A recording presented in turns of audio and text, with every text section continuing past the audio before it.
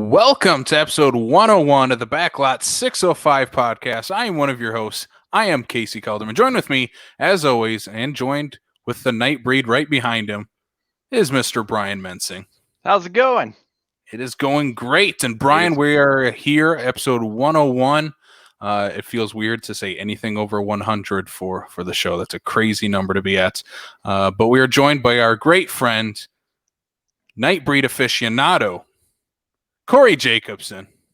Hi, I was just waiting for my introduction this time. Yes, we have to give you a formal introduction this time. Yes, because this time. This is Cory's movie right here that we're talking about today. Yeah. After I found out how many copies of this movie he has, he hands down is the aficionado for this film. I own it on VHS. I have a copy, as far as I know, still on Laserdisc, and I have 3 copies on Blu-ray. Where's the DVD? I was going to own a DVD of the theatrical cut for a while, but I bought it from Last Stop CD Shop, and it contained the DVD from the Scream Factory Blu-ray. So I returned it and bought a Critters 4-pack. I'm not quite sure if this is a win-win or a lose-lose or a win-lose kind of situation. I think we're all winners. Son of a bitch. Critters is amazing. I remember the first time we ever had Cory on the show. I don't know how it came up, but Nightbreed came up in that conversation. That Maybe was that's a long time with ago. any conversation with you, Cory. Yeah, that was a long time ago. Yeah. I can't even, it's been a little over a year, I think. Yeah. I think it was last summer we had you on, early last summer. Yeah. All I know is it was in that room, but with a different paint job. Mm-hmm. Yeah, and one other thing is, the last time we hung out in person, the last time you were in Sioux Falls, Cory, we also brought up Nightbreed before we had ever planned Clive Barker month. Oh, yeah. That's right. Yeah. When we were at Bill and Ted. Yeah. Yes. We went from Bill and Ted to Nightbreed. Somehow, we'll let the audience find the connection between the two. Is there a connection? I don't know. I don't remember how. I really don't know. But we're joined by Cory to continue Clive Barker month here. Week number 2. Last week we covered Candyman. This week we are covering our first Barker directed movie, Nightbreed.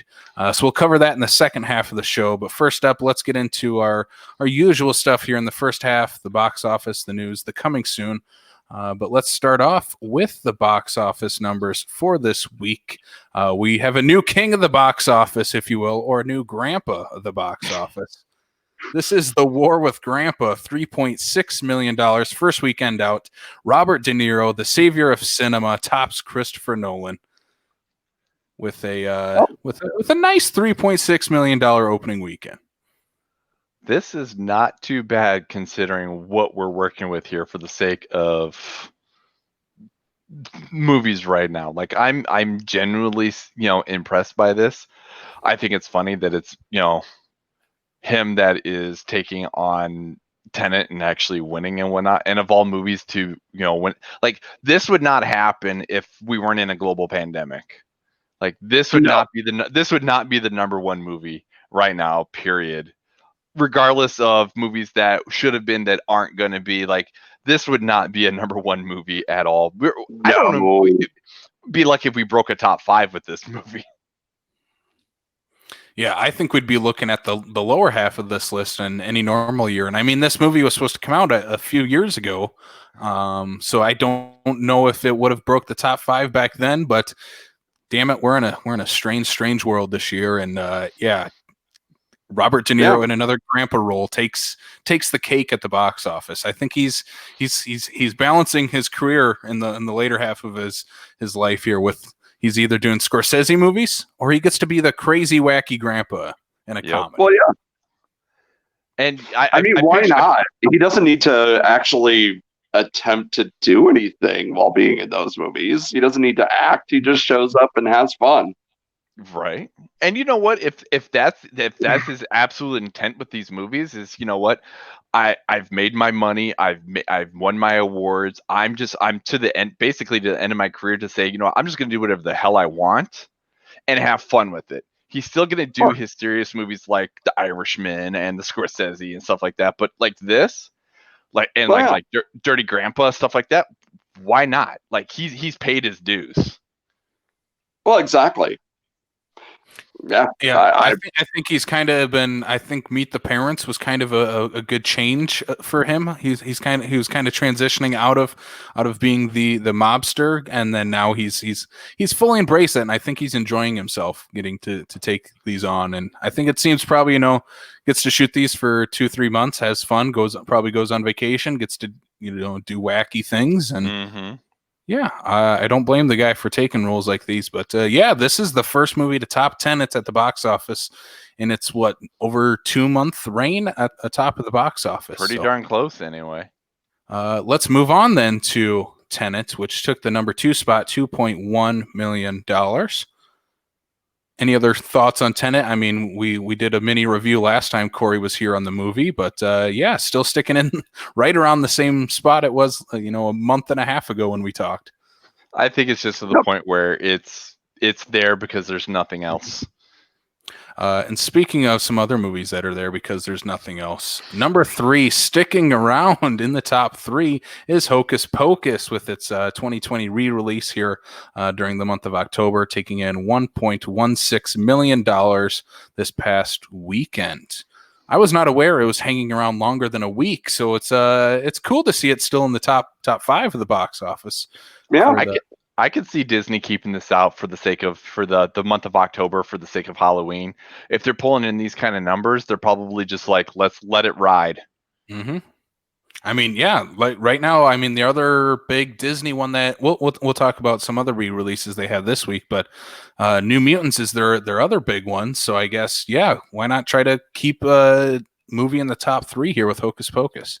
Mm-hmm. Number four is that New Mutants still sticking in the top 5 because there's no other movies in theaters. $685,000. It might still be making this kind of money now. It would just be at like 35th on the list if this was a regular year. Yeah. Oh, exactly. And I definitely see this one sticking around that top 5. It does have a little spookier vibe for an X-Men movie. We are in October. Maybe people will finally be checking it out during October. But again, that's just because there's nothing else in theaters. Mm-hmm. And then the movie that brought us back to theaters, which was Russell Crowe's Unhinged, staying in the top 5. Maybe for the last weekend. We'll see with what we have coming out this upcoming weekend. Unhinged, $660,000, rounding out the top 5. And then we should also touch on Disney also had another re-release for this past week, which was Disney Pixar's Coco, which almost topped Unhinged, bringing in just slightly over $600,000 for its re-release here, just coming out. What was Coco, 2018? Something like that, yeah. 2019? Yeah, was no, it 2019. It was like 10 years ago in 2020 time for all we know. In 2020 time, this was 3 decades ago. Yeah. But yeah, that's all we have for the box office for this 2017. 2017. Oh man, see, it does feel like 10 years ago at this point. Mm-hmm.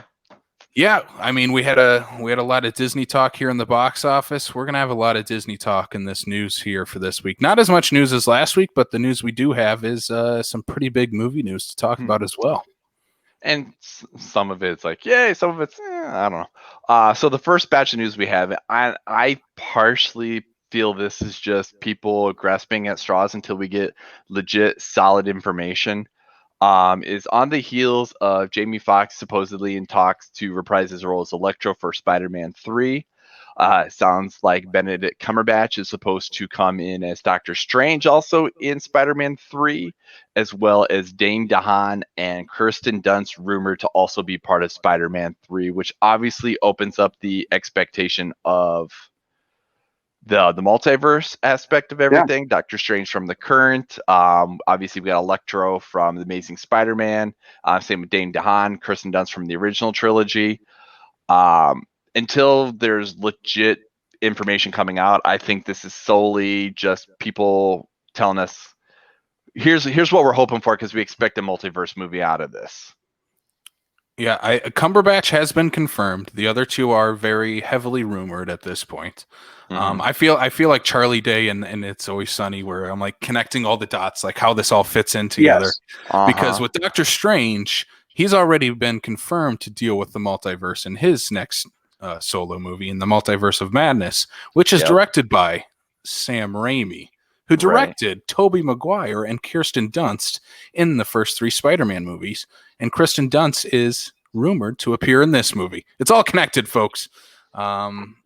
I gushed about it last week about the possibility of a multiverse movie with all the Spider-Man universes colliding in this, and I think this is just further confirmation of it, especially with Doctor Strange now set to appear in this movie. I think it's going to happen. We will see. I mean, if you're going to get Kirsten Dunst back and Dane DeHaan, you're going to get Andrew Garfield and Tobey Maguire. At least It'd be hope so. strange to not have them in it. So, yeah, I'm all for this. I think Doctor Strange will definitely fit in that mentor role really well here. And it'll be nice to have Spider-Man get away from Iron Man for this movie. That's been my biggest gripe with these movies is he's Iron Man Jr., not Spider-Man. So hopefully this time around, with so much Spider-Man characters in this movie, and maybe Doctor Strange will be a little more of the mentor and not necessarily the one who Peter Parker is trying to fill the shoes of. Well, one thing to also keep in mind too is the fact that we already have essentially the original trilogy of Spider-Man, essentially retconned into the MCU courtesy of J.K. Simmons at the end of Far From Home. Mm-hmm. So, I mean, we also have that going for us as well. And what character did J.K. Simmons, J. Jonah Jameson, mention in one of the Spider-Man movies? Doctor Strange. Well, true. It's all connected. It's all connected. So, yeah. So, I mean, at this point right now, until we, especially I'm always put it with a grain of salt when it comes to anything that is rumored too. It's like, no, tell me yes or no, and then we'll go from there. Because, one of the things that you mentioned here last week about like Kevin Feige, especially with like Electro, is the MCU. If there's one thing the MCU is known for, it's fan service. And especially since Sony came out with the Spider-Verse film, and everybody has absolutely loved it, everybody's been talking about we want to see Toby and Andrew and Tom all in one movie. And I could absolutely picture Kevin Feige entertaining that idea just simply for the fact that he knows that that's what the fans are going to want. Well, exactly. Yeah, Corey, what do you think of all this? Would you like to see all the Spider universes come together? Yeah, actually, I seem to be the only one that actually really liked the first Amazing Spider-Man movie. And I don't hate Spider-Man 3, so that didn't taint anything about the franchise for me. So, yeah, I'd say bring it on. Raimi's always good. So, yeah. Well, not always good, but you know what I mean. You silly gooses. I'm with you. I like Spider-Man 3 a lot. I think that gets a bad rap, but like Amazing Spider-Man 2, even with all the Electro stuff, but it reminds me of a lot of Rise of Skywalker in a way. It's not a movie I hate, but it has so many problems where I'm like, well, I can see the good in it. There's little gold nuggets in there, but there's so much crap covering it that you have to dig for the gold nuggets. Well, and the producer's cut of Spider. Oh no, you continue. No, all I just picture is Casey's over there going, "I need to dig through the poop to try to find the gold." The gold. And the producer's cut of Spider-Man 3 isn't. It doesn't change it if you don't like it, but it does add some fun little character moments into it. So. Yeah, I think you make me curious to watch that producer's cut. Yeah, it's part of the Spider-Man trilogy Blu-ray set that they put out. So, I think that's in my iTunes stuff. I think it's in there. I wish they would do something like that with Amazing Spider-Man 2, because there's a lot of stuff left out of that movie. Like there's a whole 5-minute sequence with Peter and his dad reuniting. I'm like, why isn't that in the movie? Like that's the whole point of these two Amazing Spider-Man movies was that, meet up, and they just, we'll cut it out of the movie. We don't need it. Right. And it gives us the line that we've been waiting for. that I'm still waiting for with Tom Holland Spider-Man. So maybe Which we'll one's get that? it. Maybe Toby will say it to him. That would be, I would cry probably. Which one's that? The line.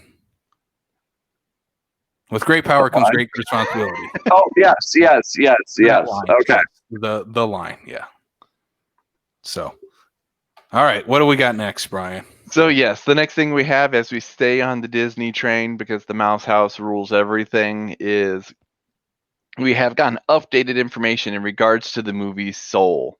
Soul is heading to Disney Plus on Christmas Day. It's been pulled from its November release date and being pushed to Disney Plus.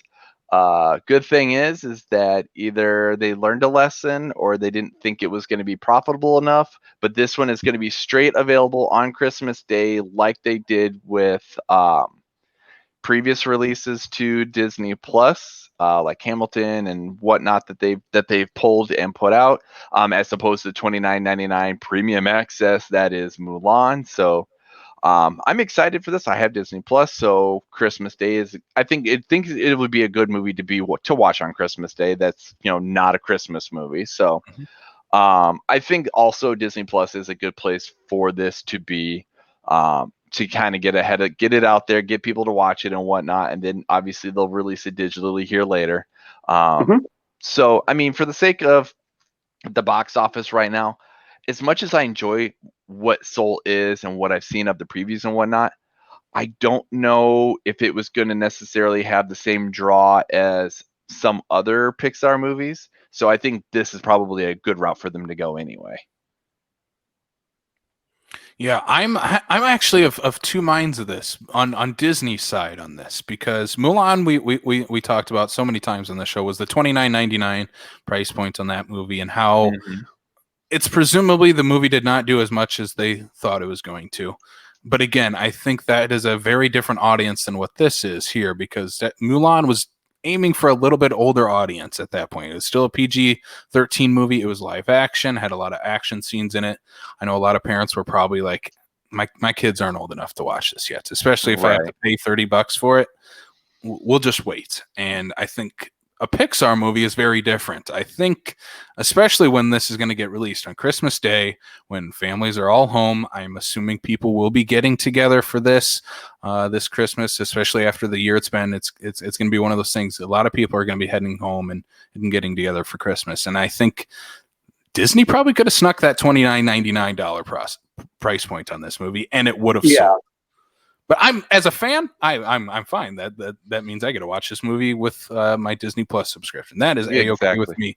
And by then, Mulan will also be presumably on Disney Plus by that point. So we'll have a couple new Disney properties there on Disney Plus to watch over Christmas break and the Christmas holiday. And yeah, I'm very excited to watch this movie. They've been showing the trailer like crazy in theaters yet, which is still kind of funny, but yeah, I like seeing this heading to Disney Plus as someone who I still would have gone to the theater and watched it, but at least for a Pixar movie, I have no problem watching it at home. Oh yeah, I will say this must have been a last minute decision for them when they did release this news, because obviously Disney, ABC are all the one and the same and whatnot. And watching TV literally less than a week before they made that announcement still was talking about that November release date. So, it probably was cooking, but I mean, they were still pushing for that November. And I think it was once the Regal thing happened that they're like, okay, we need to maybe reevaluate. Well, like it was in the theaters yet, playing in theaters for this. Like after it was announced, it was going to Disney Plus. And so it said, only in theaters afterwards. I'm like, well, I get not so much anymore. It's not like they're gonna send out updated, reels to the theaters coming soon to streaming Disney Plus. Well, yeah, I've still seen only in theaters for like August, September for some of these movies next October. But I get it. Corey, what do you think of this movie heading to Disney Plus? I think it's fantastic. I think pretty much if everybody already has a subscription to it, you get to see a new movie on Christmas. That's fantastic. I don't know. I used to be a big supporter of Pixar where everything they did was gold, but they've kind of turned into Beck for me, where it's I'll check it out eventually. I'm sure it's not bad, but I never thought I'd ever hear Pixar being compared to Beck. Well, that's kind of how I feel. Because now that you say that, at some point here in the future, there's going to be some sort of Pixar movie that's going to have Beck involved. Oh yeah. Mm-hmm. For Finding Dory 3, it'll happen. If Soul if Soul can get Trent Reznor, Beck is not that far behind. Well, he pretty much predominantly makes sad bastard music now. So sure, why not? It's good for a sad Pixar movie. He'll sneak in a song in the end credits of Soul. Yeah, sneak in a song in the end credits of Soul about him being a Scientologist. Yeah, why not? Yeah. All right, that's all we got for news this week on the Disney heavy little pieces of news. We'll leave it off on Beck being a Scientologist. We'll leave it at that. Yeah. But let's move on to our coming soon here for this week. We are going to kind of condense these down to some of the big ones we want to talk about this week. And then, of course, you can go check out the full article of Coming Soon on backlot605.com. Derek goes into so much depth in that article. I dare not touch it on this show because there is so much that he goes into, from everything coming new to theaters to streaming to home video to VHS to Laserdisc, everything in between. Oh, he hits it all. He's my new source for Laserdisc. Cool. Yeah. He calls it the Cory Jacobsen section. Oh, that's nice. Yeah. Well, first up, we have Honest Thief, which is the new Liam Neeson movie. This hits theaters October 16th. Career bank robber, played by Liam Neeson, turns himself into an FBI agent, which is played by the great Robert Patrick, so he can spend the rest of his life with his new girlfriend. But a couple of corrupt agents, one played by everyone's favorite actor, Jai Courtney, decide to frame Neeson for Robert Patrick's murder, spoiler alert, and take Neeson's millions of stolen money for themselves. So this is directed by Mark Williams, who created Netflix's Ozark. This is our latest Liam Neeson as an elderly ass kicker movie. So basically, this is Taken Part 16. Yes, it's Taken, but he's a bank robber. That's what I'm saying. It's not taken on a snowplow or taken on a train. It's taken. It's not taken on an airplane. Yeah. I don't know.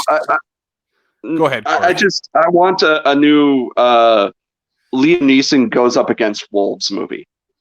I might be alone, but I want to see Liam Neeson go up against some wolves again. Liam Neeson is the new Van Helsing. Yes. I was just going to say, I need a Liam Neeson Monster Hunter movie. That would be amazing. Right? Like, yes. I'm bored with this Liam Neeson at this point. He did it. Taken, and I think the Gray is kind of the last time I gave a shit about him as an action star, and he needs to mix it up. Maybe throw some monsters in it. He should have been in Nightbreed. Damn it. Yes. Maybe he was one of the monsters. Maybe he was one of the monsters we didn't know. Yeah. Do you guys care about this movie at all? I'm past the Liam Neeson as an ass kicker movie. I like Ozark. So I'll probably give it a shot when it comes out at some point in time. But am I going to be there first day? Oh, hell no. Yeah. No, that's just not my jam. I think this replaces Unhinged in the top 5 of the box office. And that's about it. That's about it. Because every middle-aged retired man is going to want to go see Liam Neeson do some more butt kicking in the theater. Yeah. If he could do it, I could do it too. No, that's not how it works. Oh, that's not how that works? Oh, man, Corey, you got my hopes up and everything. Oh, sweetheart. I want to pat you on the head and give you a little boop on the nose. Next up here for coming soon, let's go to the newest Aaron Sorkin film, which is The Trial of the Chicago 7, which is a Netflix original film. Hits Netflix on October 16th. It is Sorkin's return to the directing chair for the first time since 2017's Molly's Game. It chronicles the 6-month trial stemming from riots at the 1968 Democratic Convention in Chicago. It stars Borat himself, Sacha Baron Cohen, Eddie Redmayne, Jeremy Strong, Mark Rylance, Kelvin Harris Jr., Joseph Gordon-Levitt, Michael Keaton, and Frank Langella. I love the fact that you skipped over Black Manta's name. I am not going to try to pronounce his name. Yaha Abdul Mateen II? Yeah, there you go. I'll let you try it.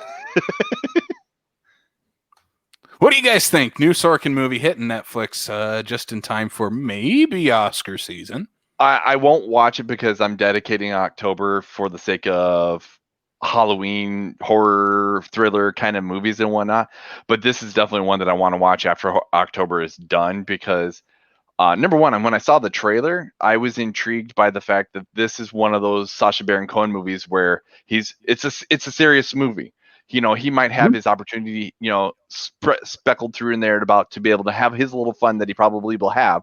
But outside of that, like, he can legit be a good, solid, dramatic actor. It's just everything is always shadowed by stuff like Borat and Bruno and stuff like that. And so, and just the rest of the cast. I mean, it's a very solid cast that Aaron Sorkin has put together. And I am very much intrigued by this and definitely want to check this out. Yeah. I think this is out of the two. This is the one where I actually saw the trailer. It looks good. I'll probably download Netflix on my phone so I can do a walk and talk while I watch it, and we'll have a good time. Aaron Sorkin is Aaron Sorkin. I don't love him, but he is a hell of a writer. I think the best thing he's ever done was The Social Network. And I even kind of have a soft spot for the movie Malice, even though I know it's a crappy movie. But yeah, other than that, Molly's Game was good though. So, hell, I'll watch it. Why not? You've got Netflix. You've got Netflix. It's right there. Yeah, I think if I watched Hubie Halloween, I might as well watch that. Is that the standard for this year, Hubie Halloween? I'll take it. No, because some people seem to like it. Some people seem to think that it's really good. It was an okay movie. It was a perfectly fine piece of however long it lasted entertainment. According to our review from Mr. Sam Lenz, it is a Halloween holiday classic. So take that for what it is. He also played Chopping Mall at number 8 on a top 20 80s countdown. So take that also for what it is. How many movies? I will say this. I may not agree, but I do really dig that there was something different than what I expected. Agreed. So there you go. I will also say, is for as much crap as some people are giving this movie right now, think of the movies that we find as cult classics and ones that we appreciate now that were bombs 20 years ago, 30 years ago. That somebody, 30 years from now is going to find this classic Hubie Halloween and be like, this is the best thing ever. And then they will Hocus Pocus. And they will go to the theater and spend $2 million to go see Hubie Halloween. Yeah. As far as this Sorkin movie goes, I would love to see Adam Sandler and Sorkin team up at some point. That'd be pretty interesting.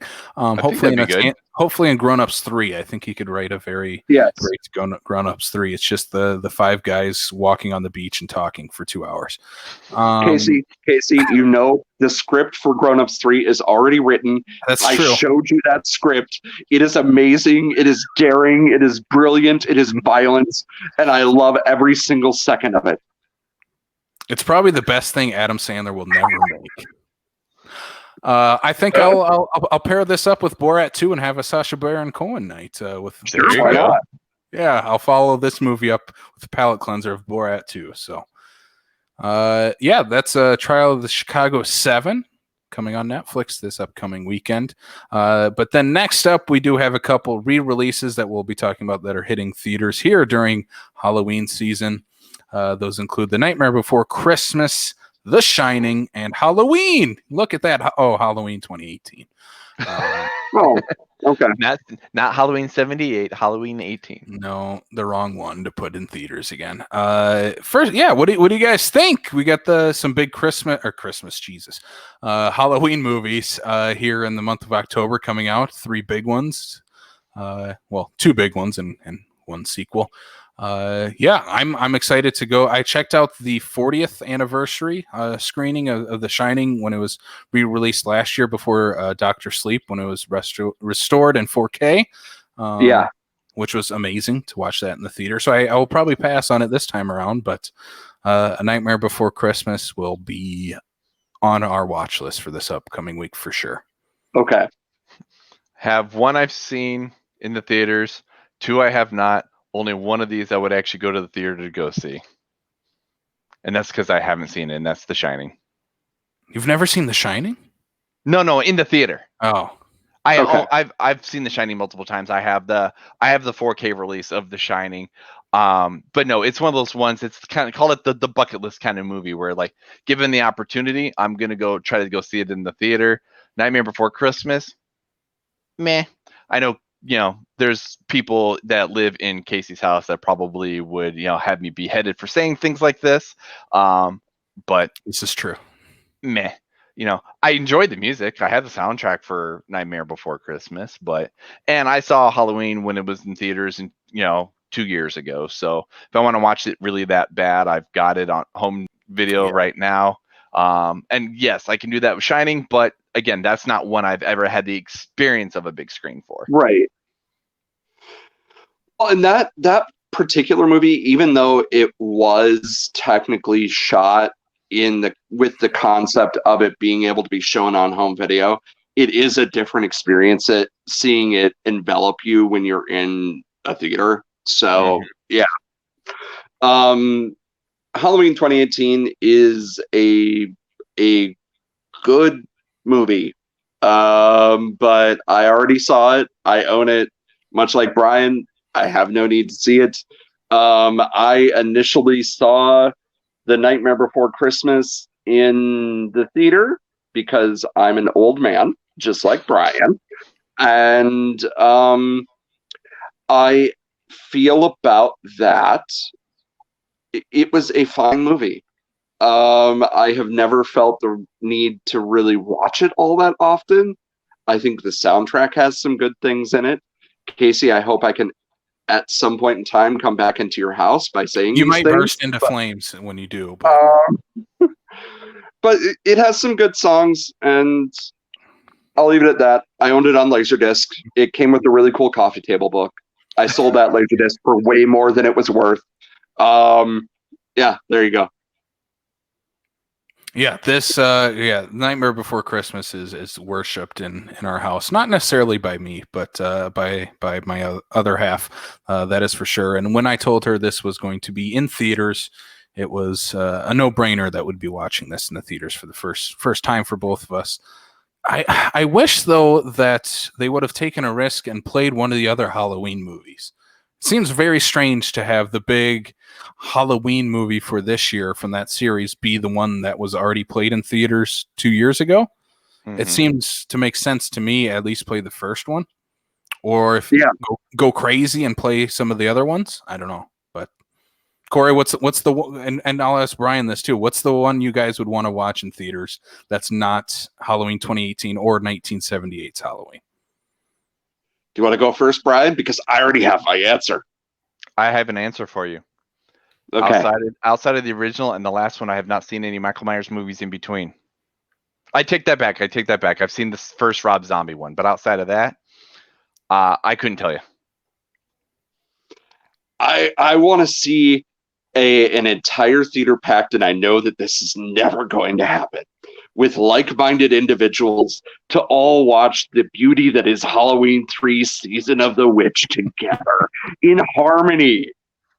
As we're all singing the Silver Shamrock song together. Yes. That movie is, oh boy, it is my favorite sequel in that series. That movie is so crazy and just off the wall. I love it.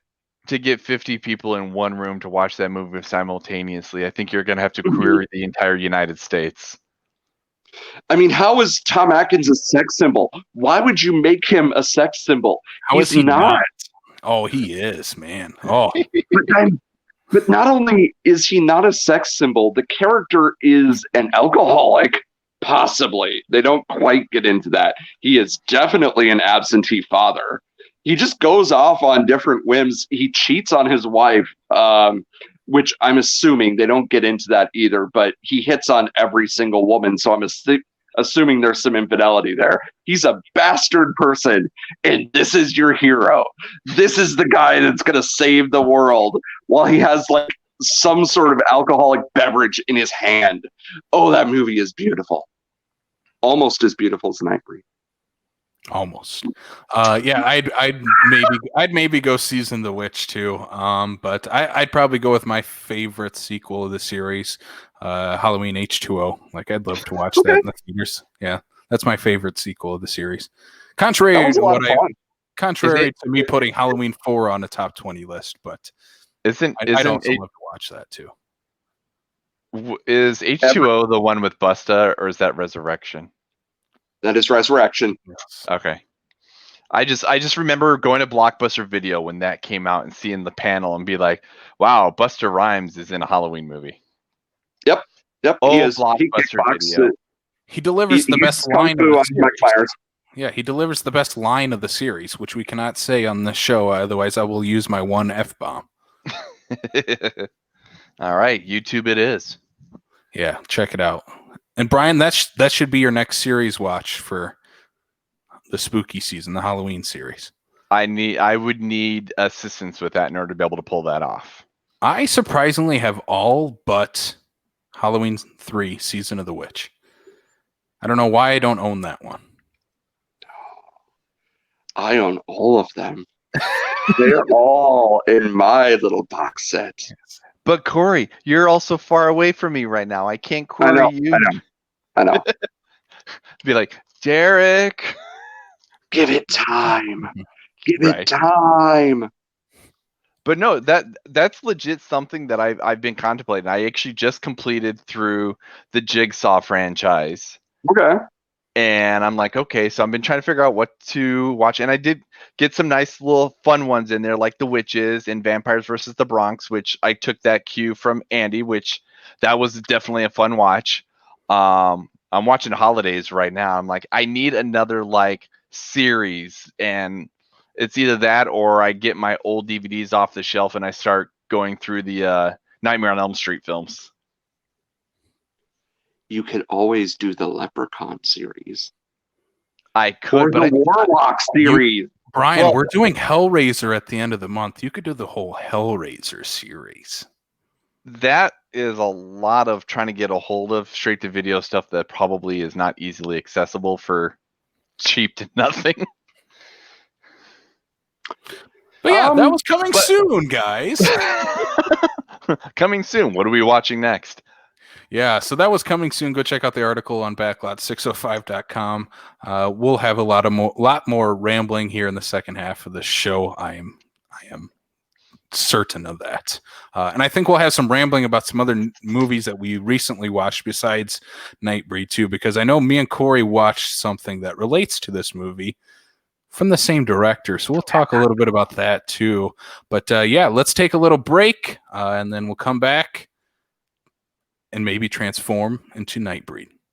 Hello there, boys and ghouls. This is Casey here again, just giving you a quick little plug for our upcoming horror-themed show, Lot 605. This is our brand new horror show that will be replacing the Killer Countdown, and this will be more of a discussion-based show hosted alongside myself, Mr. Blake Ginnathan, and Sam Lenz. So again, that kicks off here at the end of the month, and we'll let you know on our social medias as soon as that podcast drops and the feed is up. Until then, keep on spooking.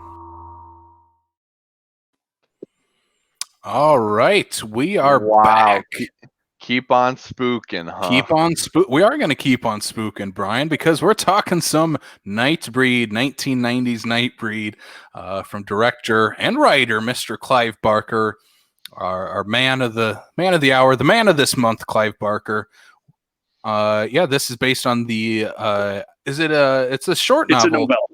novella, which is the fancy term for that.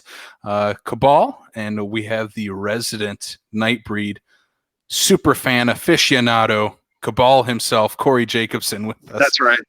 Yeah, we should have made that Cory's name on the bottom here, Cabal. Right. I will tell you, most times when movies come up and whatnot, and I bring up Nightbreed, most people are like, I have no idea what on earth you're talking about. And then we got people like Cory that's like, I've got 5 copies.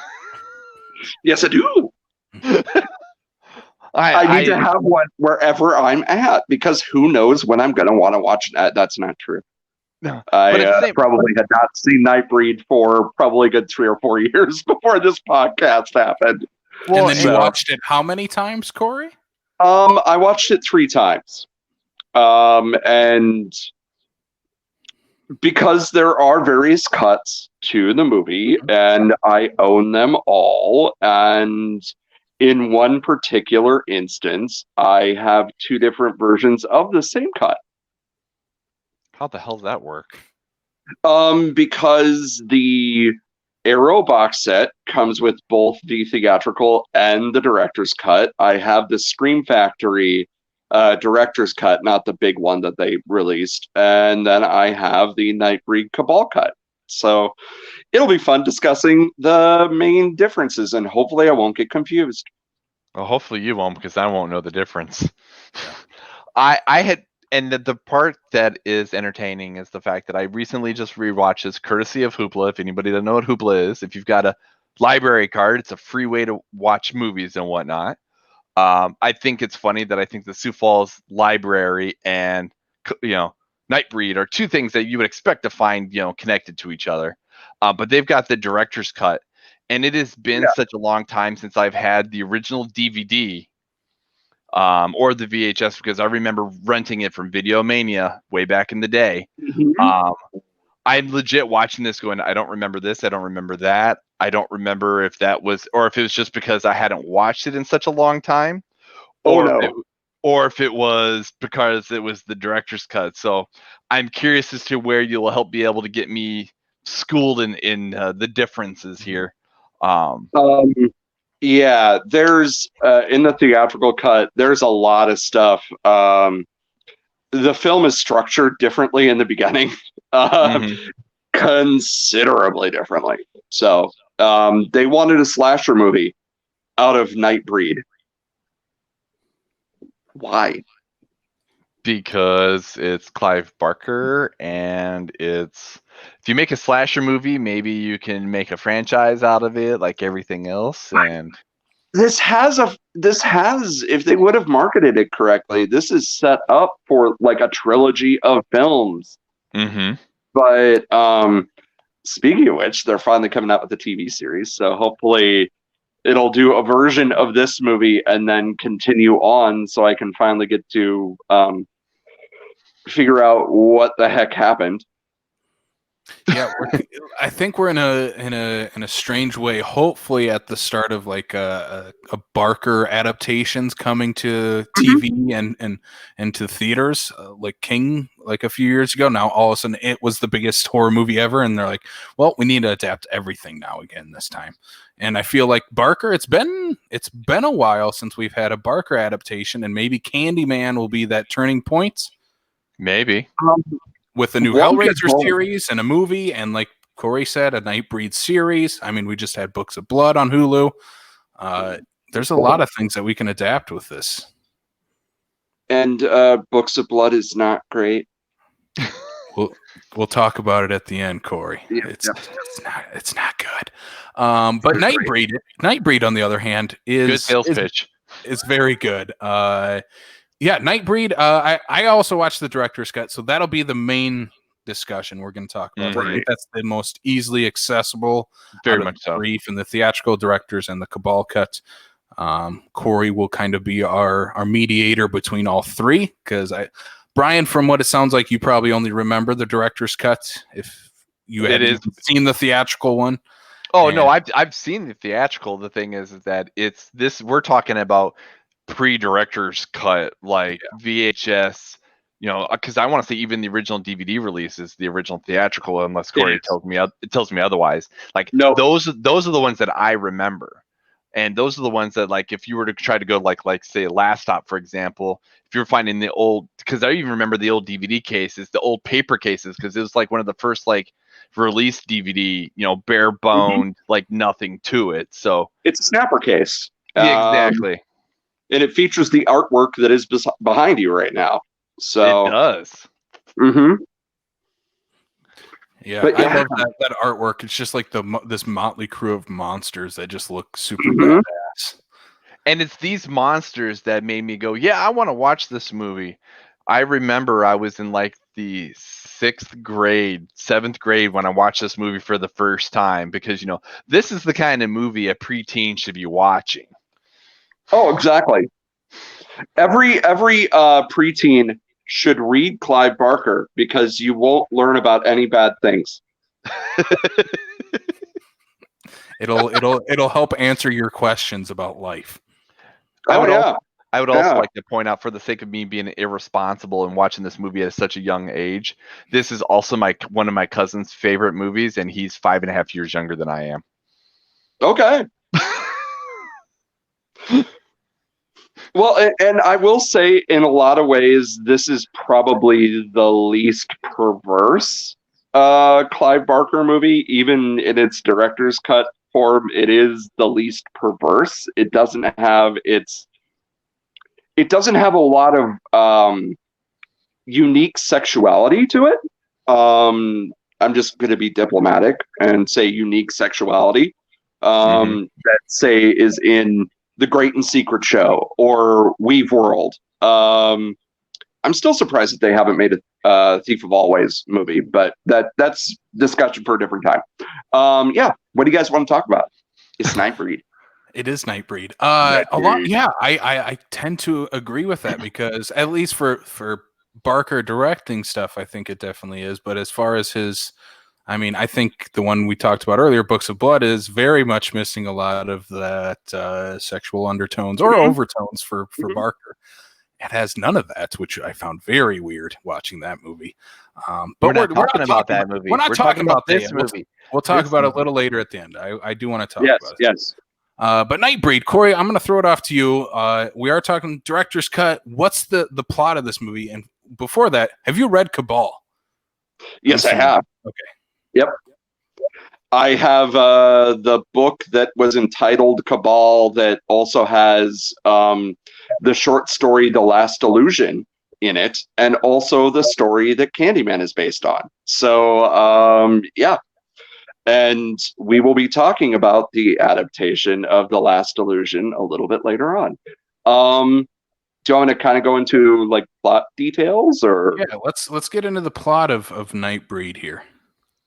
Okay, basically it's about a guy that is convinced through his therapist that he is evil, and he's basically committing a bunch of murders around town, and he finds out about a place called Midian, and Midian is where all of the monsters live.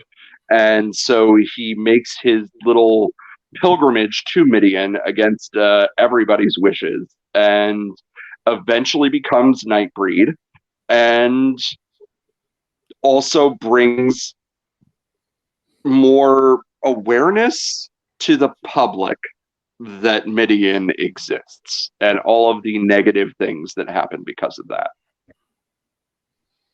Yeah, I think that's a very great non-spoiler way of describing the movie. And I think we have to get into spoilers later, because I do have I got some questions on that. But this movie is how many years old? Spoilers don't exist anymore, because you should have watched it by now. Yeah, but even out of the 4 movies we're covering this month, I think this is probably the one that is probably the least known out of the 4 that we're doing. Which is funny, because this is the only one that I've seen out of all the ones when we came up with this list. Yeah. Because we did Candyman, we're doing Hellraiser, and we're doing Midnight Meat Train along with Nightbreed. So I think this is probably the one that's probably least known out of those to the mainstream. And yeah, I think this is I think in a way the poster behind Brian kind of does sum up this movie in a weird way, because it is kind of this monster mashup type of movie. It's not as fun as you would think this poster is. No. The poster kind of looks like a Monster Squad type of movie in a way. It's definitely not that. He's one of my favorites. Oh yeah, Mac the Knife. Yeah. Oh yeah. I can't think of his character name. I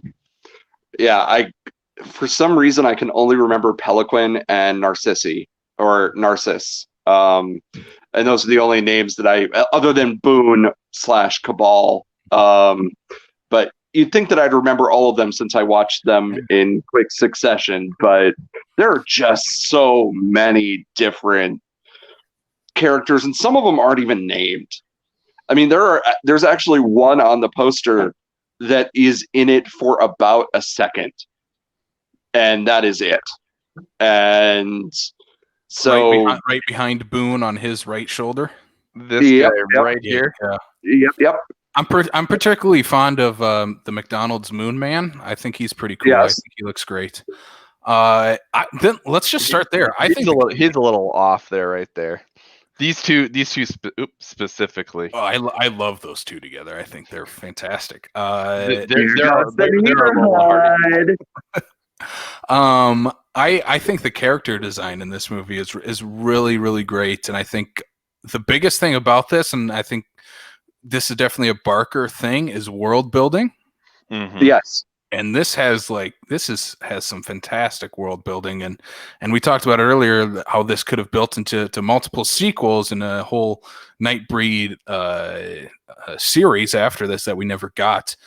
I think this is prime for that, and the way that Barker sets up this entire world of even the world in which we live in, that's very fleshed out, and we understand who these characters are. But when you get to Midian, we fully understand their culture and how they interact with our world and why they remain in hiding still from humans. And yeah, I think he fully explores his world building in this. Well, yeah. Yeah. I mean, everything. And the thing is, this is even for 1990 standards, this movie, I think, was $10 million to make. And all of that money is on screen. Of course, as with any film from that time period, there are bits and pieces that aren't going to look quite as good today, but all of the monster makeup is fantastic. There is a scene with this little flying beast that comes down and attacks someone that is attacking Midian. And the special effects work is not great, but that was kind of a thing at the time, specifically working on that budget. So yeah, there's a beauty to how specific and how unique each character is in this movie. Mm-hmm. I mean, even to the point where you can see some of them for all of 2 seconds and you remember exactly what they look like. Yep. Because they're all just there's almost kind of a weird beauty to every face. Even though it might be freakish, they're lovingly shot by Barker. And I think that's what makes the movie work. Is you really feel for all of these characters that just kind of want to be left alone. That's it. They just want to be left alone, and people won't leave them alone. The one thing I give it, though, for the sake of, we have a bunch of characters. We have some very relatively fleshed out ones. We got the ones that, have their main staples in it, but then you have your background characters and whatnot that have are literally there just for the sake of the background. But you can at least tell that they've still taken their time and energy and love in making each different monster or character, whatever you want to call them, unique. So, you're not literally just going, well, they just ran from here, but this one looks like that one. Like, they're all individually their own monsters. Mm-hmm. Who else is a monster? Decker. Decker is a monster. And this is not a spoiler at all, because it pretty much shows him almost. You get the feeling almost right away that Decker is. Yeah, I mean, number one, it's David Cronenberg. Why would you get him to play a nice boy? You're not going to get Cronenberg for a nice boy role. He's going to be playing your murderer man with the knives and the mask that he talks to. I will say this for the sake of Cronenberg again. It's been years since I've seen, and Cronenberg is one of those names where I knew of, but really never put a couple of the dots together and whatnot until probably talking with a lot of you guys here as of the last couple of years. Mm-hmm. But I'm watching Nightbreed and his name pulls up and I was like, all right, you have my attention. Mm-hmm. Okay, he plays that dirty creep. And it's fascinating where you have those director/actor people that know how to be able to put on a great performance and yet are still be able to set themselves apart as a director and a movie maker themselves. So, and I will go on record, and it's no fault of Ann Bobby or Craig Sheffer. David Cronenberg is so considerably better than either one of them that and both are good. It's just he is good, really good. Now, what do you think this movie would have become if he would have not only been in the movie, but if he would have been the one directing the movie? It doesn't seem like Cronenberg's bag. I mean, he's more of a body horror type of fella, and have you seen the guys that are standing behind me? They're not exactly pretty little princesses.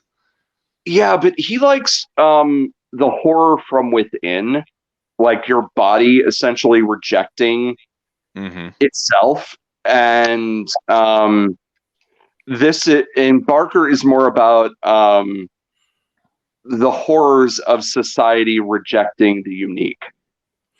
The plot would have been Boone would have gotten bitten, and then his body would have been transforming into Nightbreed and just decaying the entire movie. Yes. Like, he wouldn't have been accepted into Nightbreed he got bitten by them, and now he's just going to decay and, reject being the monster. Cronenberg is so good in this movie. Like, I think it's incredible in it. And I mean, I said this after watching the movie, but on the Killer Countdown, we did best slashers with no remakes or sequels. Why did I not put this on there? Because this is one, it's a great monster type of movie, like where you create this entire world of monsters, but the sort of, I don't even know if I want to call it the B plot, but the A1 plot or the A2 plot is Cronenberg's Decker going around killing all these people and putting the blame on his patient Boone. And I think it's still a great slasher movie in that respect too. And I think, Cory, that's probably where the director or the theatrical cut leans more into Cronenberg than the monsters. I'm assuming there, but there actually isn't a heck of a lot that's different. They had a bunch of. There really isn't a lot of new stuff with Cronenberg in the movie. A lot of the stuff that is truthfully added into it is during the finale. Yeah, because they wanted the slasher aspect. And boy, did they kind of get it in spades with that first murder. It usually, when it tells you exactly what type of movie this is going to be and how it's no holds barred, when it's like, nope, we're killing the mom. Nope, I'm slitting the dad's throat. And we're not going to show it, but it's very obvious that I'm going to kill that little boy. And just the lack of remorse and the coldness with which those scenes are shot is just unnerving. And it's a nice counterbalance to when you finally get to Midian, and these people might be horrific and some of them might try to attack you, but they're doing it because you're invading their home. Mm-hmm. They're the innocent ones that are just trying to be peaceful. Right. Except for the Berserkers. The Berserkers are just crazy. The Berserkers are nuts. Yeah. Yes. But we will get to all this. It doesn't make any sense. We're talking about this in a way as if people have seen the film. You should put some sort of warning on here because it needs to be kind of rambling and jumping around. But this sounds like crazy talk. That's usually what we do, is just ramble and jump around. Right. I mean, our hope with this is people that will go watch this movie. I mean, like Brian said, it's free on Hoopla. I watched it on Tubi for free. Very easy to watch. We're in spooky season. Go check it out, please, because I think from now on we'll probably spoil it. I mean, that's just a given if we haven't already for people. I'm pretty sure we've already spoiled a couple of things. Well, and the thing is this is not necessarily a movie that you can 100% spoil, because it's all about the feeling that you have while watching it. You explain the plot, and it just sounds like your average plot. Well, not average plot, but it's a guy that gets involved with a bunch of monsters. Well, no, it's more than that, and it deals with the mistreatment of people that are outside, specifically from Clive Barker's perspective, people in LGBTQ communities, and it just has this brilliant kind of vibe to it that you can't spoil.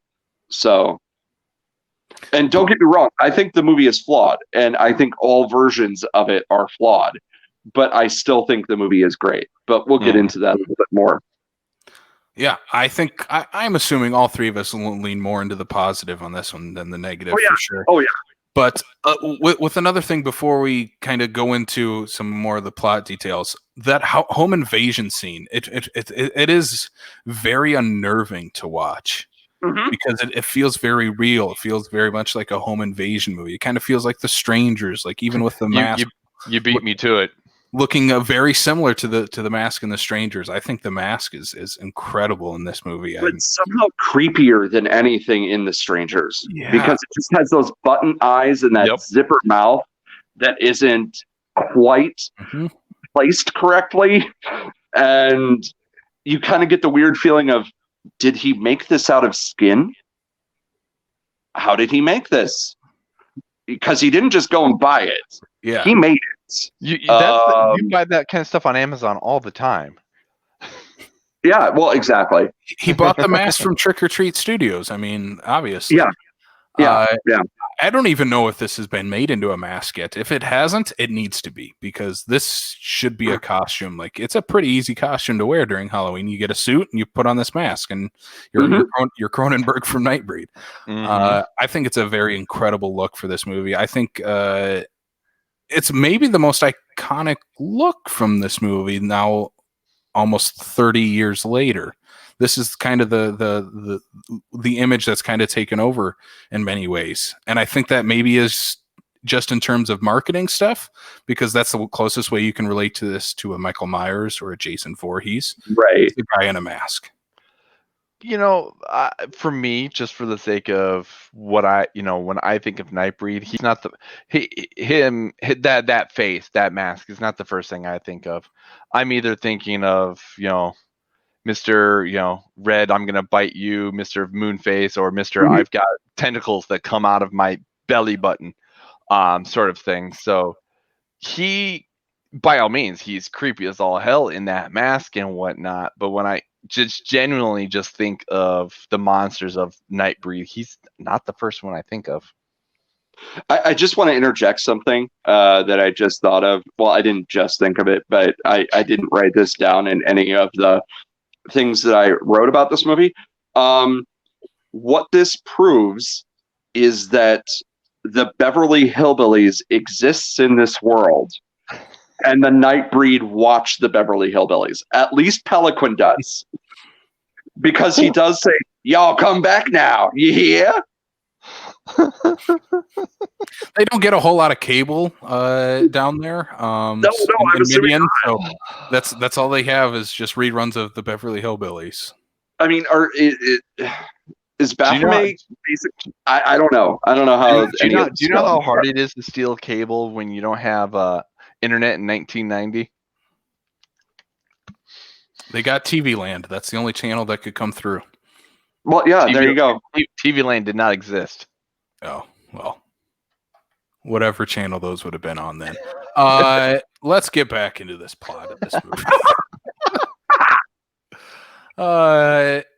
So I want to jump to the scene. So basically, in the movie, he's Boone is getting he's getting counseling from Decker, Cronenberg's character, and then at one point he's convinced that he has murdered all these people that we later find out Cronenberg has killed, and pretty much put the blame onto Boone. Boone then basically decides he's going to take his own life. Gets hit by does he get hit by the truck, or is it gets in the accident with they never quite answer it, because I mean, depending on what cut you get, all it does is just kind of fade to white, and or in the director's cut there's a slight shot of him leaving Midian before he gets shot, but you get the feeling that he at least passed out at that point in time. Yeah, and so when he wakes up in the hospital, because he's still human at that point, but yeah. So he wakes up in the hospital. He meets one of our favorite characters, I think, for all of us. Name of the character, I'm Cory. I will leave that up to you. Narciss. I've always referred to him as Narcissi, but because that is the way that I read it when I read the book, and I think it's very rare that they mention his name in it. But I just listened to the commentary, and I guess it's Narciss or something like that, which makes sense because he is like a full-on narcissist. But and also kind of into everything that moves and or doesn't move. Definitely into it. Yes. In a total Barker way. The little dance with the skeleton down below is fantastic. Yeah, this dude is, even if you don't like the rest of the movie, this guy makes the movie. Oh, absolutely. He reminds me a bit of Chop Top in Texas Chainsaw Massacre 2. He has that vibe to him. Like, he's kind of the wild card character in a pretty crazy movie already. I love the interaction between the two, between himself and Boone in the hospital, where they're talking about Midian, and that's some big world building in that scene there between those two. Well, and that's where I see him as the transition from the real world to the world of Midian. Is this guy is his gateway. Before he meets this guy, to him Midian is just a dream, a figment of his imagination. He finally actually meets somebody that brings up the name Midian before he does, to understand, maybe I'm not completely out of my mind, and that, this is how I'm going to get to what I'm supposed to be getting to. It has a very speaking of movies we did last month, fantasy vibe to it. Like, this Midian is this fantasy world. I mean, he's this movie's David Bowie. He's just missing the spandex. Well, and this movie's very much a fairy tale, and he is almost kind of like Puck from A Midsummer Night's Dream, but not quite as he doesn't try and cause as many problems, but he is very much I'm just here for my own kind of pleasure and my own kind of party, and these are the guys that will provide it for me. So until the sad thing happens at the end.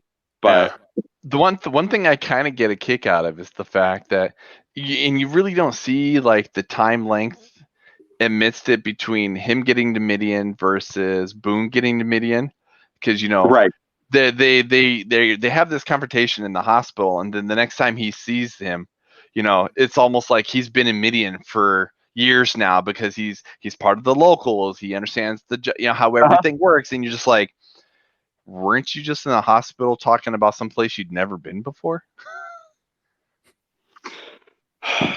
And he just gets some of the best lines too. And the funny thing is if you were to say them without context of the film, they're not terribly funny. But within the context of the film, if I were to say any of the lines to you, you'd probably laugh. Like, I love a coward. And as that tattooed gentleman with the little dog walks downstairs, he just sort of gives an offhanded sailors, and that's it. And it's just this peculiar little weird character, but he's almost kind of the audience in a weird way. He is like the Han Solo in a weird way of this group, because he's the dude that can kind of look at the audience and go, hey, yeah, I understand there's some weird shit going on here, but come along with me. I realize all this. I'll help you along, and we'll be okay together until my head ends up on a spike. It's funny you bring up the Han Solo thing. This is I'll just bring this up quickly before we move back to the movie. But one of the reviews I saw online for the movie is Barker was trying to make his Star Wars and ended up making his Blade Runner. And I'm like, that's kind of the most apt way to describe Nightbreed. Because it does have the character building and the world building of a Star Wars and set up for multiple sequels. And this ends up being more of this kind of cult film with which cut of the movie do I watch? Which one's the actual one to watch going forward? Maybe we'll get Denis Villeneuve to make a Nightbreed sequel in 10 years. It's almost kind of a weird tone poem, just like Blade Runner is, because Blade Runner isn't really about much of anything. I mean, there's the basic plot, but it's all about this coldness and this emptiness that you feel while watching it. And Nightbreed is also kind of about the feeling that you get while you watch it. And you don't quite take into consideration that either because Barker was not 100% competent as a filmmaker, which he wasn't, but there are certain places in the movie where it's like, oh, well, you're just introducing a thing right now that you should have set up like 20 minutes ago, but now it's just, oh, well, Midian goes up forever. How does that happen? Why are all these bridges there? Who uses them? I don't know, but it doesn't matter because it just makes sense that they are there. Yeah, that's with Barker. Like, I feel like this is a very well shot movie, especially for Barker, who definitely does not call himself a filmmaker. He's an author, an artist first and foremost, and filmmaking falls behind that. But I mean, looking at some of his other directorial efforts, I think this is definitely one of his best in terms of that. But in terms of like introducing stuff in weird places, do you put that on Barker or on the producers of this movie? Because in a way, from what I understand from the book, it's very much kept a secret with Cronenberg's character, that he's more of an ally through the whole movie, and then it's a big reveal that he's the killer the whole time. And this, like, from the first scene with Cronenberg, like, yeah, something off about that guy. He's strange. Well, like I said, part of it has to do with the actor the director that they cast. Because he just has this vibe of cold, menacing terror that you can't ever get rid of. So, I mean, they did move the reveal in the director's cut a little bit later than is in the theatrical cut, just for pacing reasons. I mean, they wanted to get everything moving in the theatrical cut. So pretty much right after the movie starts, it's pretty much sans one scene going directly into the murder of the home invasion of the family. And then there's just a ton of stuff with Decker. And then it's intercut by Boone eventually making his way into Midian. But I mean, once Decker kind of meets Narcissus or whatever, it's pretty much in the movie set up that he's not going to do good things when he goes in there. they kind of lead you on with the music too. So, and I can't remember. Oh man, I'm just jumbling everything in my mind, and that's the bad thing. The scene of him with all of his knives, I can't remember if that takes place before or after that particular scene. But yeah, in the novel, well, the novella, it isn't introduced right away, but I think that was probably an initial studio note that it kind of needed an antagonist, and so why not make Deckard the antagonist right away? Yeah, and especially in a movie where you're dealing with so many monsters once we get to Midian, like it, and you definitely need to differentiate between who's the real monsters in this and who's the characters we need to root for. I mean, a criticism I've heard of this movie is that it's bashing you over the head with, oh no, humans are the real monsters. Like, well, yeah, that's the whole point of the movie. Like, Right. I don't think it's bashing you over the head with it. It's definitely prevalent. And it's not a subtle film, but it was never intended to be. It's not like, oh, well, I wanted these undertones. No, it's quite obvious what he's getting at with the movie and with the novella. So he's not being clever or sly. He is telling you right away, this is how I view society, like mainstream society against the weird people. And I mean, even down to essentially dressing the sheriff of Sheer Lake as essentially kind of almost a Nazi. I mean, the dude kind of looks like a Nazi and looks like Adolf Hitler, and it's not really subtle. I mean, they don't give him the little tiny mustache because that might be a little bit too much, but that one. They might as well have just given him an armband. One thing while watching this movie, the note I made about it after watching it, especially the third act, is this Barker's take on Vietnam? And that's the way I read it that way. I don't know if you guys have ever read it as this is Barker's take on Vietnam. And I mean, the year prior is a movie we covered earlier in this year, which is Born on the 4th of July. Is this Barker's Born on the 4th of July? That's what I'm questioning myself, because it's definitely the society versus the kind of the weirdos aspect, like the outsiders versus the normies. Right. But is there some Vietnam stuff in this? Because I mean, when you see the police force go into Midian, they just start taking everybody out. They don't care if you're a man, woman, child. Doesn't matter. If you're a monster down there, you're toast. And that they started, the whole place ends up in flames. Like, it felt like very much like a Vietnam film at that point, and his take on Vietnam. I don't know if that's what he was going for, but that's kind of what I took away from it. I can't speak for the man because, well, I'm not Clive Barker, but you're not the man.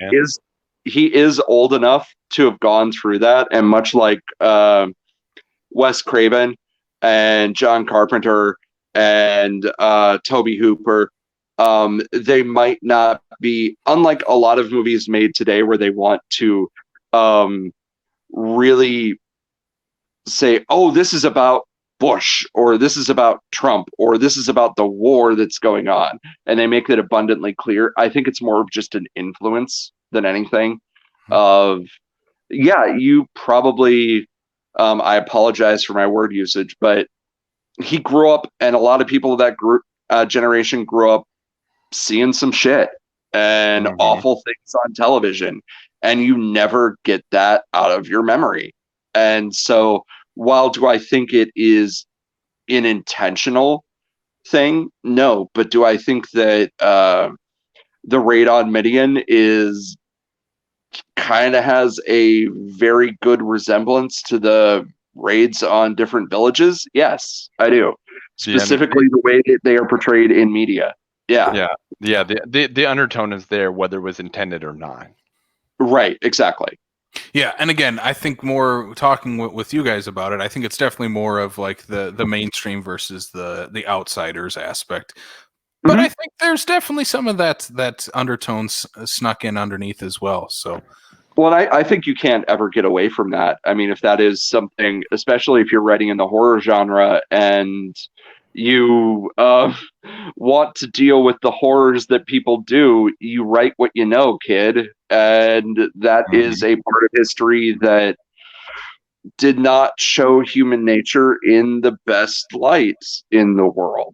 So, and I mean that's what he's doing in this movie too. He's not humans are the bad guys in this movie, and by the end of it, all of our protagonists are monsters. They are all the outsiders in this movie. Every one of them is. I mean, we get to the ending. I mean, we should talk about the relationship in this movie. We haven't touched on that yet because that's definitely a big thing of Barker movies. For me, the relationship between Boone and his girlfriend Lori was not sexy enough for a Barker movie. It needed to be a little sexier. Needed to be a little wilder. It was a little rough. It was not rough enough. Well, you know what I mean, though. I mean, for the sake of that like the aspect of that part of the film, like you could potentially cut that out, and you wouldn't lose a whole lot of the movie. Like there wasn't enough of an impact. That just, and I think that maybe is kind of mousy. So she doesn't have that. Oh, I could understand why someone would want to just have sex with her the moment that they met her. It's like, no, she seems like the type of person that you kind of hang out with, and it's like, oh yeah, you're singing a Katie Lang song. That's pretty cool. You seem like you're kind of a chill person. Maybe we can hang out a little bit sometime. And then eventually there's like, but an audience doesn't have that relationship to her, so it's like, nope. This just, I mean, and that is a scene that is added into the director's cut, the part where he's burning a bunch of stuff, and then there is that vision that he has of having sex with his girlfriend, and it just does not, that scene doesn't work at all, because it needs to be a little bit less goofy. And unfortunately, that scene comes across as very, and it's not just the sex scene itself, it's kind of Boone's reactions to seeing it are really over the top, and it just doesn't work. But I think the relationship kind of does, specifically in the end. But that is not why you bought a ticket. Yeah. I think it's the weakest aspect of the movie. Oh yeah.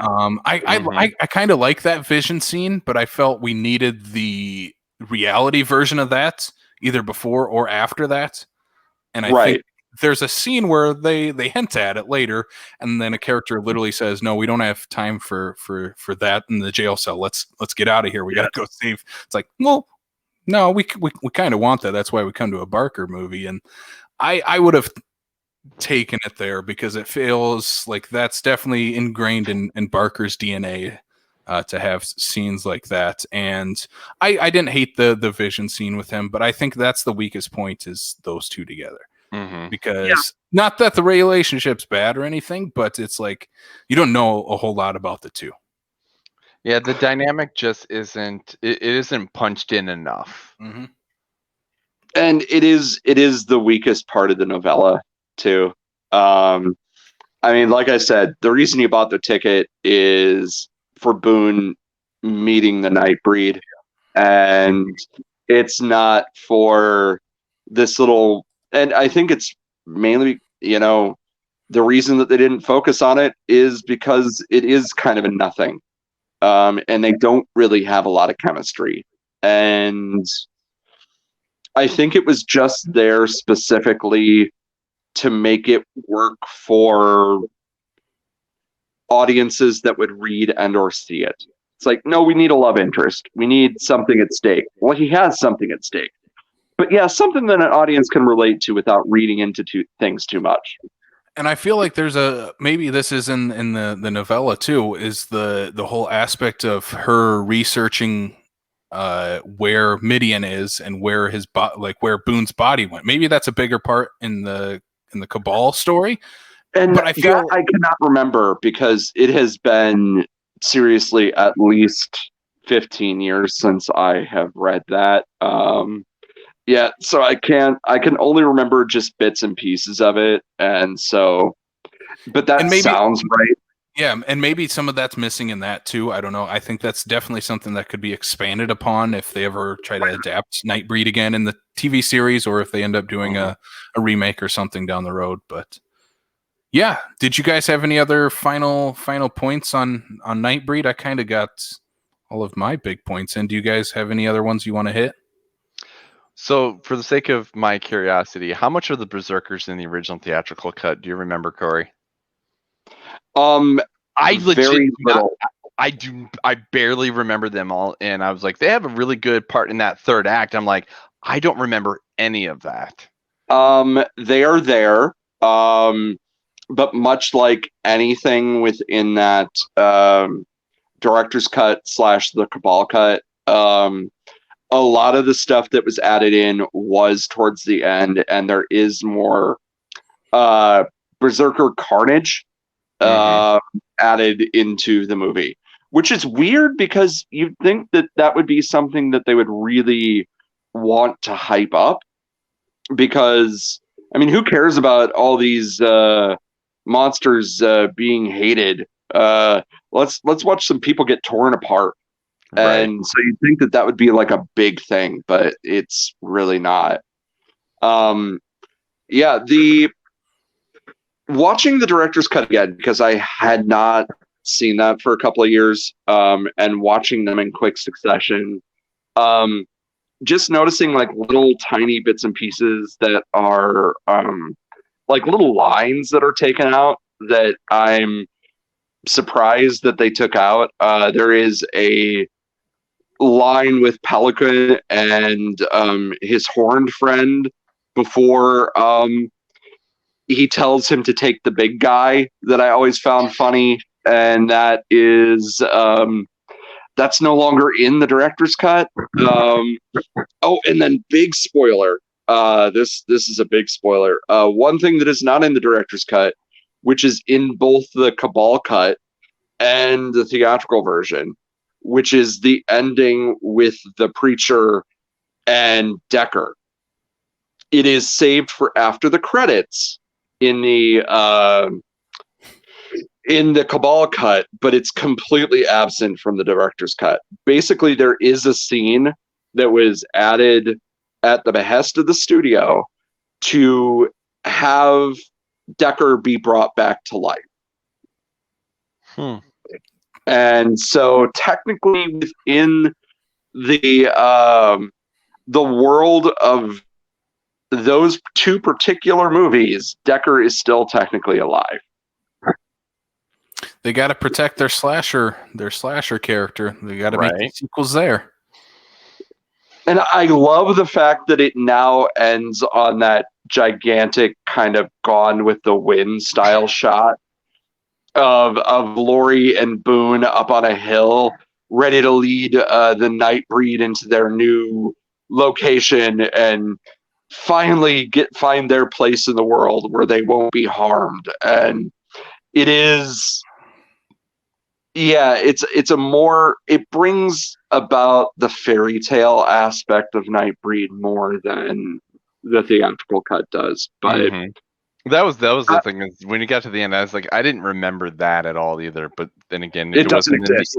Exactly. It doesn't exist. Yeah. And up until not too long ago, none of this existed. It was Morgan Creek didn't know where it was. Fox didn't know where it was. Clive Barker didn't know where all this excess material was.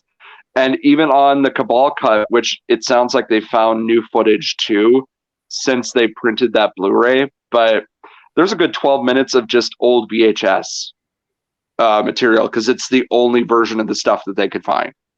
Oh wow. Yeah. But yeah, that's really, go see Nightbreed. You might not like it, but I guarantee you've never weird. seen anything quite like it. It's a weird movie, but it's fun as hell. Mm-hmm. Yeah, I loved watching it. I definitely want to revisit it more often than I have, and that's and I think that's more of because the world building in this, like and maybe it just will leave me with that feeling every time I watch it of, well, I want more, because it leaves you off Right. on that feeling. I want more, and Mhm. maybe we'll get that down the road, maybe not. Maybe we'll get a different version of this. Who knows? But I would Well, love and they to did see a continue the continuation. story. In the They did comics. continue the story in a series of Nightbreed comics, but those I think are long out of print. I have a bunch of mine somewhere. I don't know where they are, but yeah.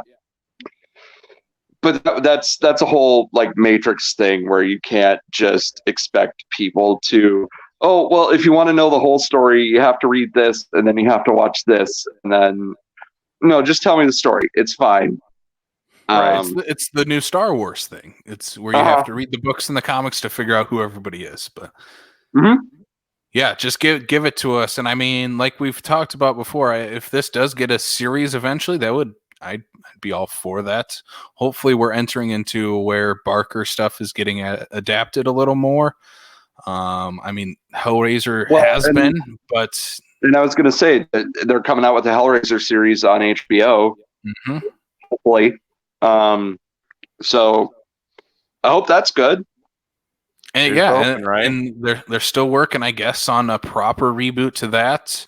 Candyman is getting its reboot sequel movie. Like we talked about, we got Books of Blood, and that was a movie. Quickly, there was 2 other movies that I know Cory, you watched this past weekend as well from Barker that we're not including in this, but maybe just briefly we can touch on them. Books of Blood, which is the reason we are still having Barker month this October, was not what I was expecting. So what you're saying is we're having an entire month dedicated to Clive Barker for something that was kind of like you wish they hadn't made it. Well, they made it, and it doesn't take away from anything else that's been out before. But it's, from my understanding, and maybe Cory, you can correct me on this. Books of Blood, the movie that just came out on Hulu, is just an adaptation of the first story in Books of Blood, which is just titled Books of Blood.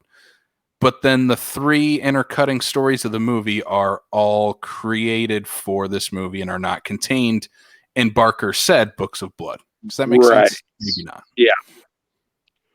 Basically, there's a bunch of new stuff, except for kind of the bookend stuff. And yeah, it's not the worst thing in the world. I think, unfortunately, and I really shouldn't, but unfortunately, I think I went into it with a little bit more of, I want this to be good because they promoted the hell out of it, and I just left.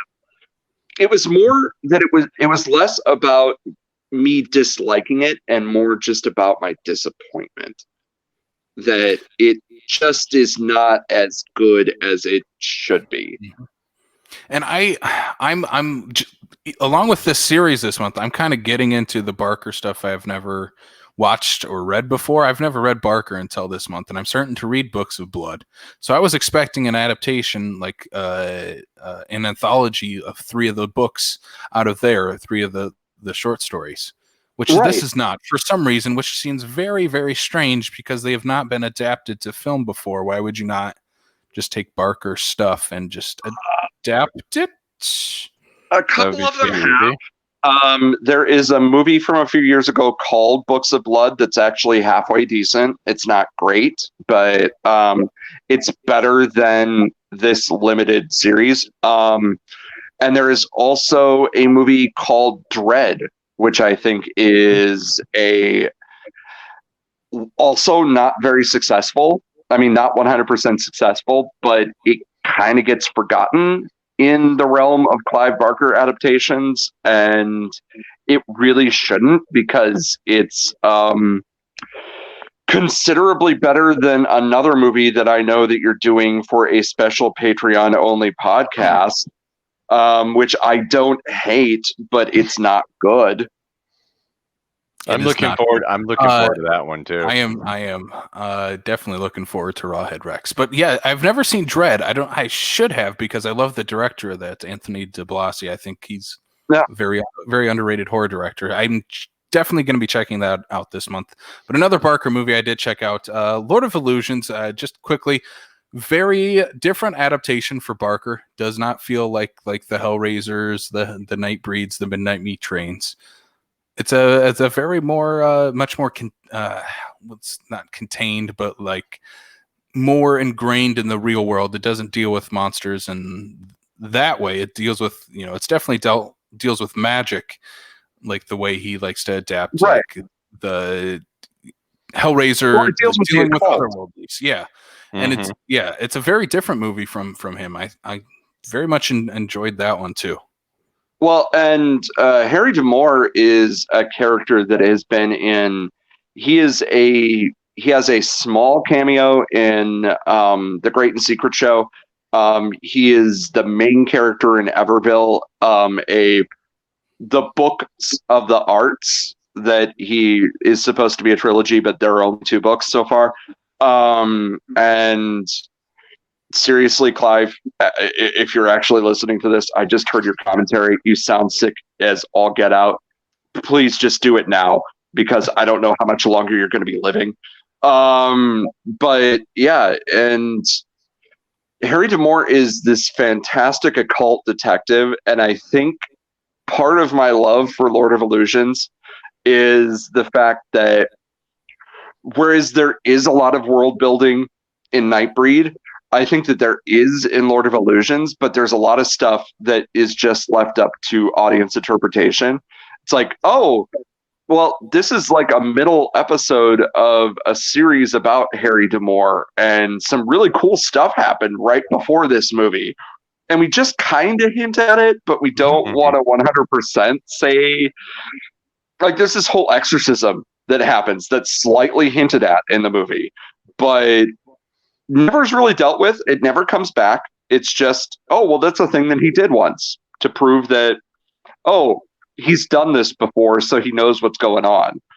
I really dig, and I wish that, and I know you guys are going to get sick of this because I'm just repeating stuff that I wrote, but I kind of wish that there would be more stories like this of detectives that kind of investigate the occult.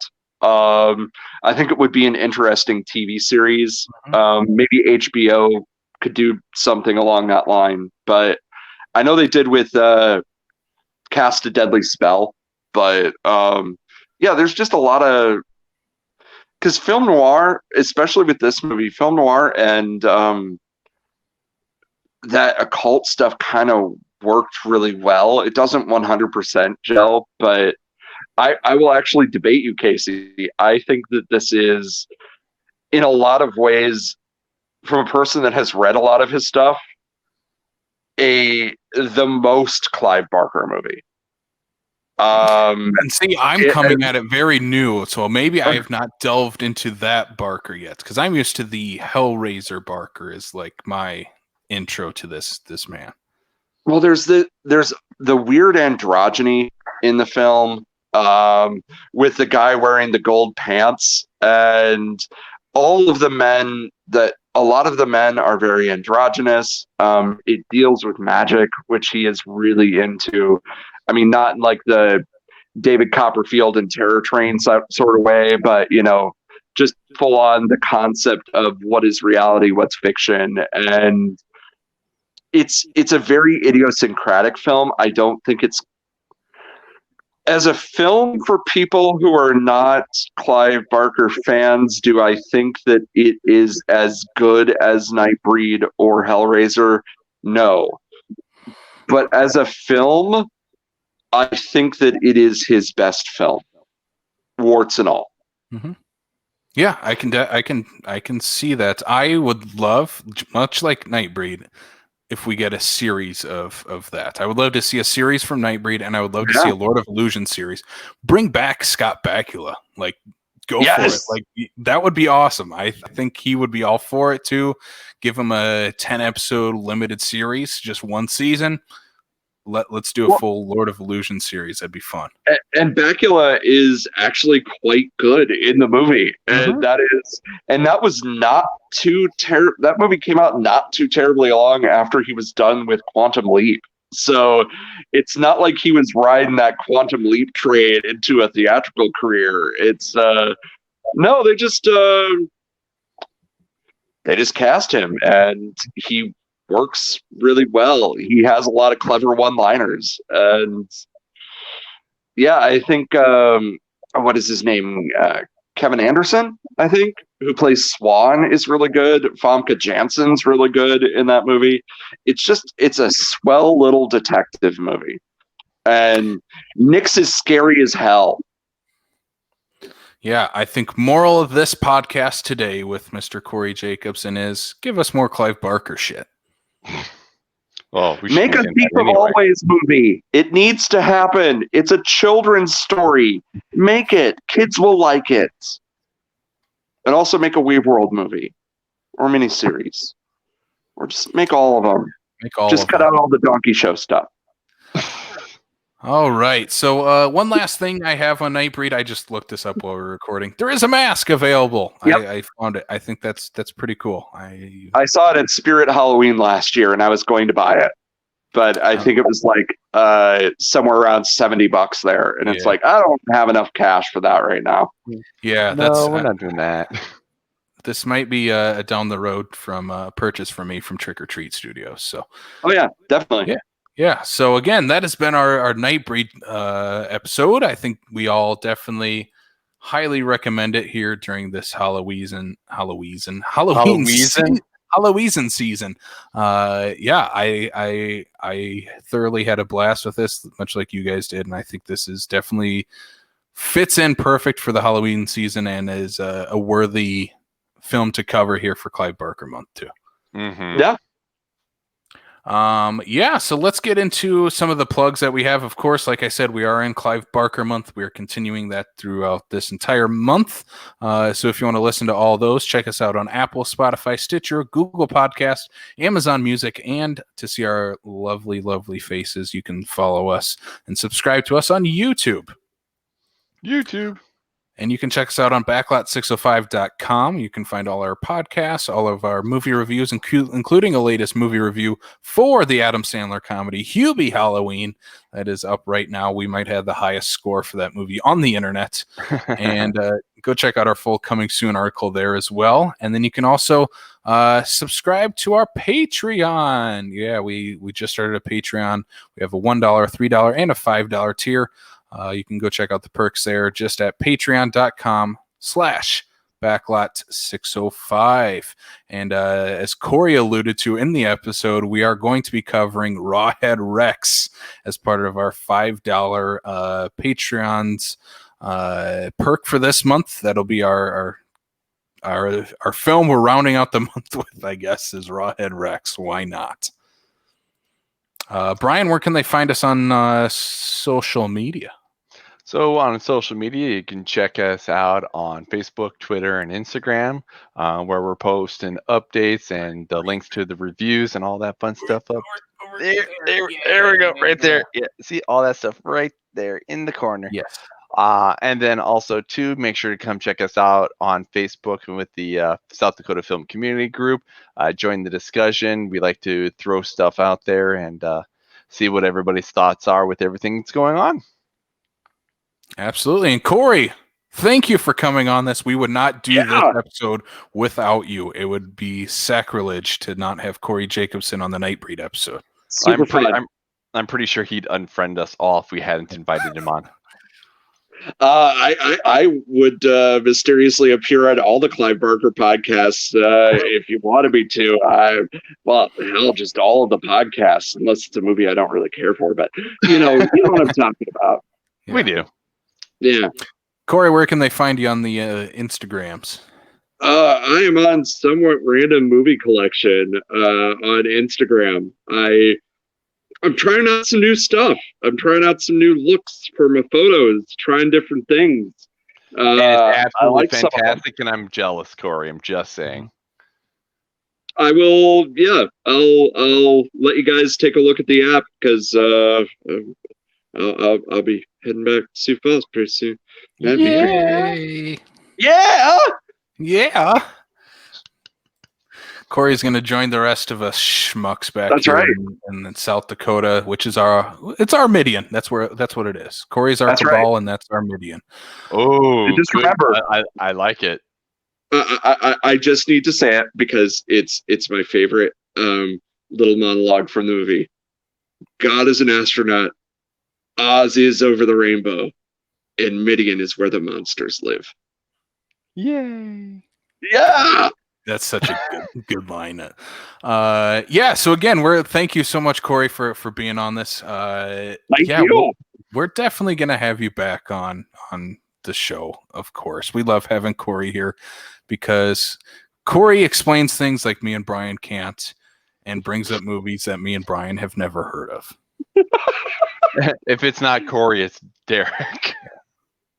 But yeah, that's next week we're going to continue Clive Barker month. We're going to be talking Midnight Meat Train. We're going to be joined by Andy Grode from Skinny Idiot Studios. It's an awesome movie. Apparently he is working on a little piece of artwork inspired by Midnight Meat Train and Mr. Clive Barker. So that's all we know. We'll hopefully be able to show that off next week. So that's very exciting stuff. So yeah, do you guys have any other final thoughts? Any final words of wisdom? No. No. Go watch Nightbreed. Go enjoy it, especially if you like monster movies. Enjoy it if you like weird, campy stuff from the early 90s. Just enjoy it. Just understand it is exactly what it is, and don't think too hard about it. Yeah, and if you have the chance, before Midnight Meat Train, the episode drops, if you wanted to go see one of the director's previous movies called Versus, that movie's pretty cool, and it also has monsters in it. Hey, there you go. Ooh. That I might add that to my list to watch. I would highly recommend it. It's really good. All right, so let's wrap this thing up. This was episode 101 of the Backlot 605 podcast. For Cory Jacobsen, Brian Mensing, I'm Casey Calderman. We'll see you next time on the Backlot of South Dakota.